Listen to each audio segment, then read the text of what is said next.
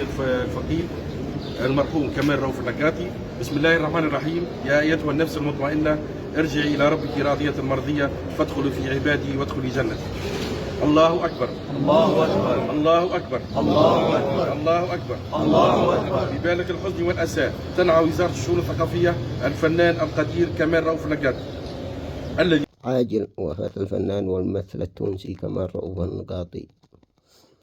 كمال رؤوف النقاطي هو ممثل تونسي ولد الفقيد في تونس العاصمة سنة 1938 ميلادي، وقد غنى المرحوم بالعديد من اللغات في عدة بلدان من بينها مصر، في رصيد ما لا يقل عن 300 أغنية، من بينهما غاروا مني وغاروا منها، تميلي يا صبايا على الرمال للشاعر رضا الخويني.